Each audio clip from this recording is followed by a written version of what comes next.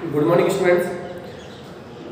देखो बेटा, आज हमारा जो 13.2 एक्सरसाइज चल रही थी प्रोबेबिलिटी की, तो इसमें हमने 12 क्वेश्चन कर लिया था।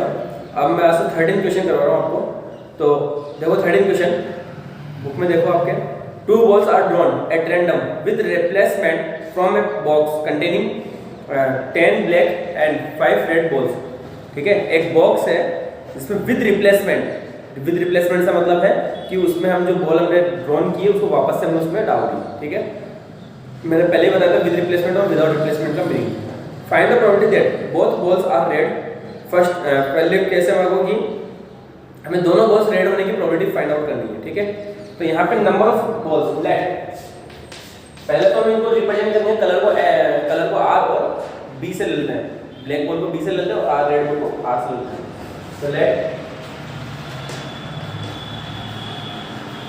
black and red balls are denoted by B or D and R respectively। ठीक है, तो नंबर ऑफ ब्लैक बॉल्स कितनी है? आपके पास 10 है और नंबर ऑफ रेड बॉल्स कितनी है? 8 है।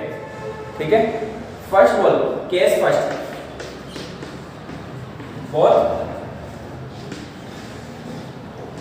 Balls are red.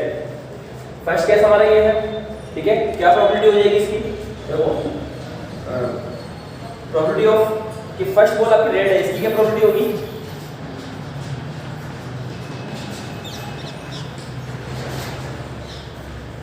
इस रेड। देखो टोटल बॉल कितनी है मेरे पास? 8 है। तो 8 तो टोटल बॉल तो मेरे पास 18 है और रेड बॉल कितनी है? 8 है, तो 8/18। ठीक है, सेकंड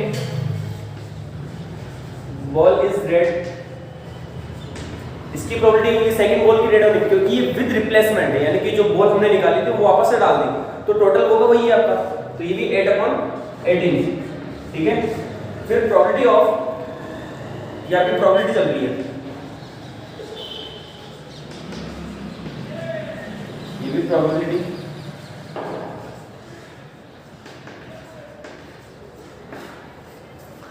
फिर देखो प्रोबेबिलिटी ऑफ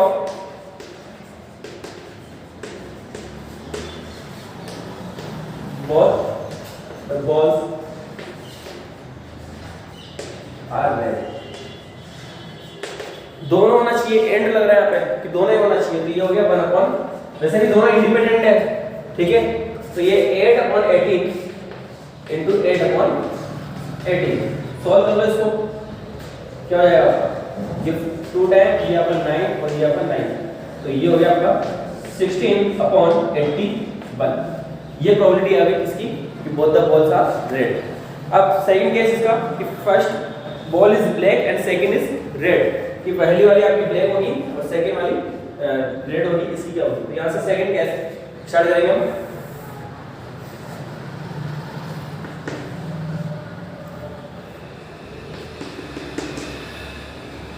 फर्स्ट बॉल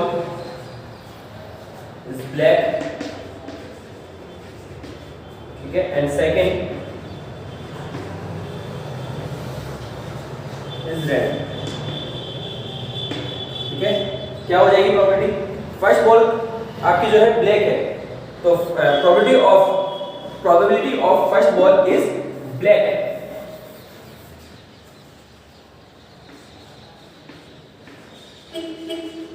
हो जाएगा 10/18। ठीक है बेटा, टोटल 10 ब्लैक बॉल्स है तो वो 10/18 और probability of second ball is red, वो आपकी 8/18 ही रहेगी। ठीक है, तो probability of first ball is black and second is red, क्या हो जाएगी आपकी? 10/18 इंटू 8/18। तो ये भी आपका सोल्व होकर के यहाँ पे 9 20/81। ठीक है, नेक्स्ट थर्ड केस आपका one of them is black and other is red. अब क्या है यहाँ पे कि दोनों में से एक ब्लैक है और एक रेड है। यहाँ पे फिक्स नहीं किया है कि फर्स्ट वाली है या सेकंड वाली क्या है, ठीक है, दोनों में से कोई भी एक ब्लैक और कोई भी एक रेड है। तो जो हमारा ये वाला केस है ये हमारा दो बार रिपीट होगा।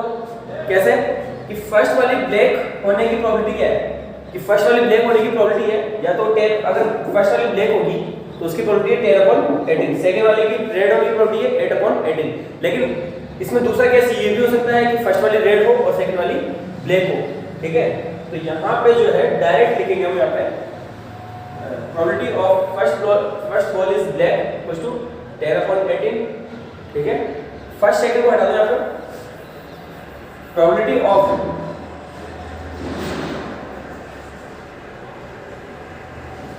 the ball is black equals to 10/18, probability of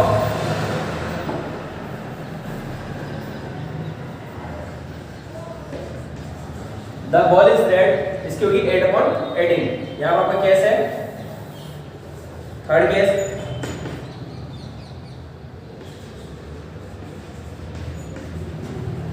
one of them is black and other is red.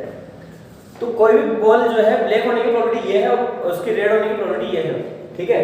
तो अब दोनों में से कोई भी पहले आ सकती है, जरूरी नहीं है कि तो दोनों केस लेके चलेंगे कि हमारे हम ये एज्यूम करके चलेंगे कि फर्स्ट वाली ब्लैक आई पहले और सेकंड वाली रेड आई तो ये हो जाएगी, ये वाला आंसर आ जाएगा। और अगर फर्स्ट वाली रेड आती है और सेकंड वाली ब्लैक आती है तो एक और आंसर आएगा, दोनों को हम ऐड करेंगे, ठीक है। यहां पे हो जाएगा आपका देखो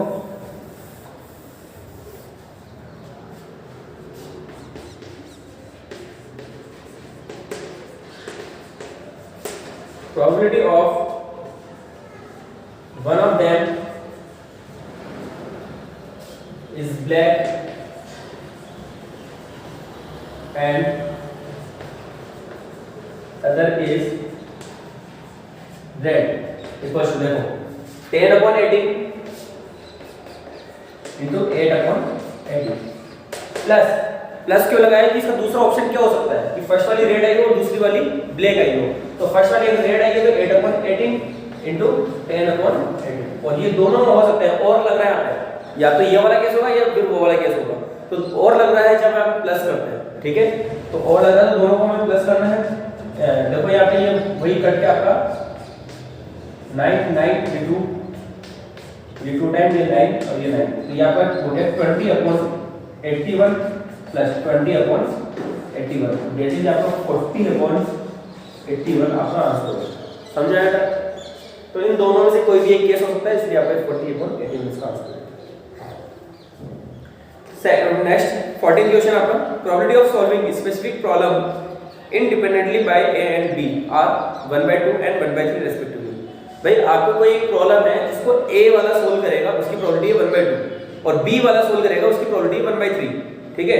इफ बोथ ट्राई, दोनों ट्राई करते हैं सोल्व करने के लिए, तो independently find the probability that the problem is solved, कि प्रॉब्लम सोल्व हो गई, इसकी क्या प्रोबेबिलिटी होगी और exactly one of them solve the problem, तो इसकी प्रोबेबिलिटी क्या होगी। तो देखो यहाँ पे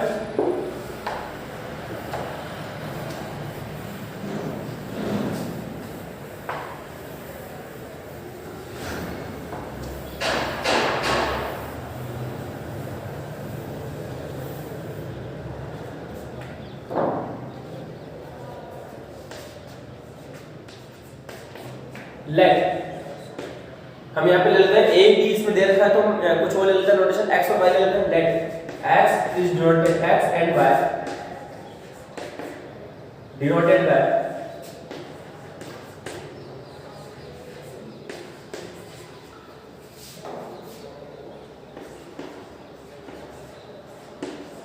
solve the problem by a and b respectively। भाई a प्रॉब्लम सॉल्व कर रहा है, इसके लिए इसके डिनोट किया x से और b प्रॉब्लम सॉल्व कर रहा है, इसको डिनोट किया हमने y से, ठीक है। तो यहाँ पे probability of x problem solve हुई, इसकी प्रोबेबिलिटी है 1/2 और प्रोबेबिलिटी ऑफ y ये प्रॉब्लम सॉल्व कर लेगा, इसकी प्रोबेबिलिटी है 1/3 दे रखा है हमारे को, ठीक है। अब प्रॉब्लम सोल्व हुई, इसमें क्या तरीका है कि भाई ये तो x ने सोल्व की या फिर y ने सोल्व की, ठीक है भाई, या तो x ने सोल्व किया इसका मतलब y ने सोल्व नहीं किया, या फिर y ने सोल्व किया तो x ने सोल्व नहीं किया, या फिर दोनों ने मिलकर सोल्व किया, ठीक है। तो इंडिपेंडेंटली सोल्व कर रहे हैं तो देखो क्या हो जाएगा कि probability of x into x ने वाले ने सोल्व की और y वाले ने सोल्व नहीं की, तो प्रोबेबिलिटी ऑफ y डैश, इसने सोल्व नहीं किया। या फिर क्या हो सकता है कि y वाले ने तो सोल्व किया लेकिन x वाले ने सोल्व नहीं किया। या तीसरा केस क्या हो सकता है कि दोनों ने मिलकर के सोल्व किया, इसने भी सोल्व किया और इसने भी सोल्व किया, यानी कि कॉमन इंटरसेक्शन। तो इंटरसेक्शन क्योंकि इंडिपेंडेंटली है तो इंटरसेक्शन क्या हो जाएगा इनका मल्टीप्लिकेशन, ठीक है। तो इसने सोल्व किया, इसकी प्रोबेबिलिटी 1/2 और इसने सोल्व नहीं किया, इसकी प्रोबेबिलिटी कितनी होगी 1 - 1/3 करो यहां से, तो ये हो जाएगा 2/1 - 1/3 लिख लेने के बाद प्लस इसने सोल्व किया, इसकी प्रोबेबिलिटी कितनी है 1/3 और इसने सोल्व नहीं किया तो ये 1 - 1/2 प्लस इसने सोल्व किया 1/2, इसने सोल्व किया 1/3, ये आपका आंसर हो जाएगा। तो देखो एलसीएम का आ गया आपका 6, ठीक है। ये 1 इनटू यहां से बचेगा 2 प्लस ये भी 1 इनटू 1 प्लस का 1 यहां से 1, तो ये हो गया 4/6 इक्वल्स टू 2/3। तो यहां लिखोगे स्टेटमेंट लिखना भूल गए, स्टेटमेंट लिखोगे फर्स्ट केस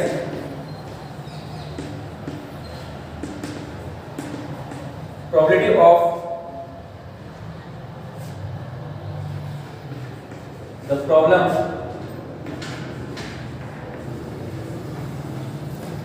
is solved, ठीक है।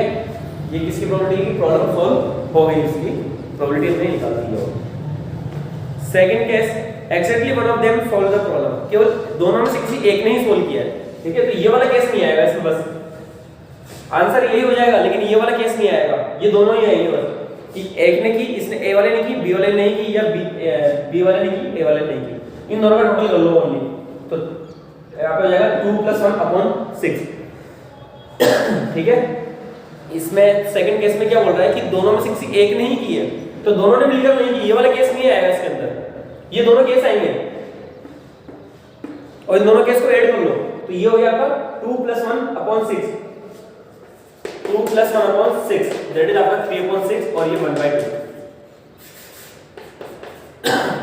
ये आपका आंसर हो जाएगा। इसको आप सही से प्रॉपर वे में आप खुद लिखोगे यहाँ पे, ठीक है। सेकंड केस लिखोगे probability of exactly one of them solve the problem, उसमें दोनों केस लिखोगे, ये वाला केस, ये वाला केस, यहां से ये आंसर हो जाएगा आपका, ये कैसे हो जाएगा, ठीक है ना। यहां से 3/6 और ये 1/2, इसको सही से लिख लेना। 15 क्वेश्चन देखो आप आपका 15 क्वेश्चन है, one card is drawn at random from A well सफल deck of 52 cards in which of the following case are the events E and F independent।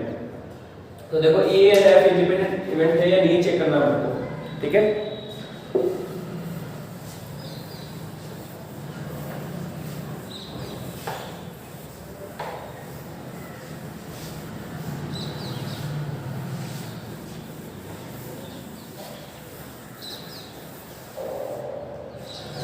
तो देखो 15 क्वेश्चन ई वाला फर्स्ट वाला केस इसमें द कार्ड डोंट is spade, ठीक है। तो फर्स्ट केस में मैं डायरेक्ट लिख रहा हूं,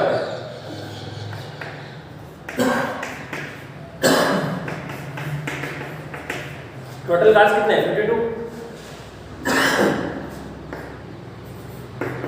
प्रोबेबिलिटी ऑफ ई क्या हो जाएगा, आप यहां पे क्वेश्चन में आंसर लिखते हो ई और एफ लिखोगे, ठीक है ना।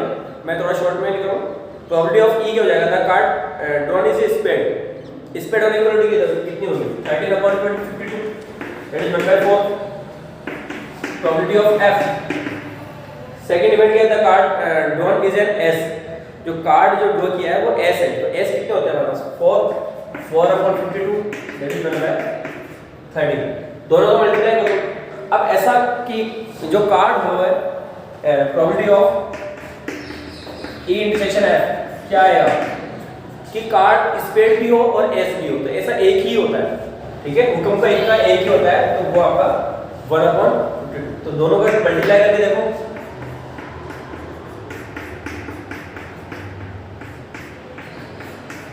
Equals to 1/4 into 1/13 equals to 1/52 equals to probability of E intersection F implies that E and F event E and F are independent events, ठीक है ना, क्योंकि ये इक्वल आ गया तो इंडिपेंडेंट इवेंट्स है। सेकंड केस में चलते हैं, the card drawn is black, black होने की प्रोबेबिलिटी क्या है, देखो आपके ब्लैक होने की प्रोबेबिलिटी, ब्लैक कार्ड कितने होते हैं आपके 26 होते हैं, ठीक है, क्लब और स्पेड वाले, ठीक है, चिड़ी और रुकम, तो वो आपके 26 होता है, 26/52 that is 1/2। Probability of F क्या है, the card drawn is a king, king होने की प्रोबेबिलिटी क्या होती है, किंग कितने होते हैं 4 होते हैं, तो ये हो गया 1/13। और probability of E intersection F, क्या वो ब्लैक कार्ड भी हो और किंग भी हो, तो किंग ब्लैक कितने होते हैं, ब्लैक किंग कितने होते हैं, 2 ही होते हैं, तो 2/52 दैट इज 1/26। इन दोनों का मल्टीप्लाई कितना आएगा, इन दोनों का मल्टीप्लाई भी 1/26 ही आएगा, तो ये भी आपके इंडिपेंडेंट इवेंट्स हैं, ठीक है, तो इसको आप सही से प्रॉपर वे में अरेंज कर लेना। थर्ड क्वेश्चन है, थर्ड है the card drawn is a king और क्वीन, किंग और क्वीन,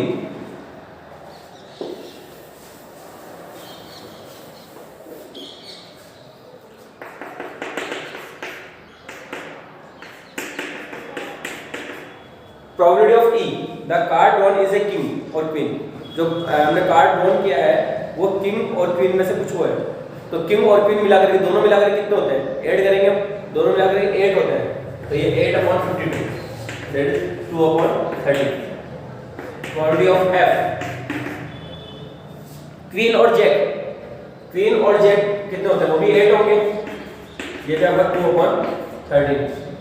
और अब E इंटरसेक्शन F कि जो कार्ड हमने ड्रॉन किया है वो किंग, क्वीन और जैक, इन तीनों में से कोई भी हो, तो तीनों मिलाकर कितने होते हैं 12 होते हैं, तो तीनों मिलाकर आपका 12/52, यहाँ पर 3/30।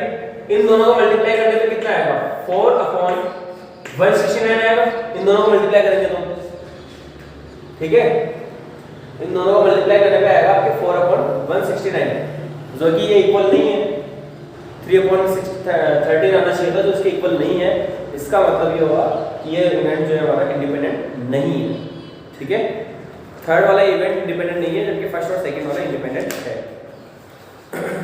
अब देखो आपका क्वेश्चन नंबर यहाँ से 16, चलो आपका टाइम ज़्यादा हो गया है, तो 16 क्वेश्चन और 17, 18 मैं आपको नेक्स्ट लेक्चर में करूँगा, ठीक है, नेक्स्ट लेक्चर में हमारी एक्सरसाइज कंप्लीट हो जाएगी। आज के लिए इतना काफ़ी है, थैंक यू।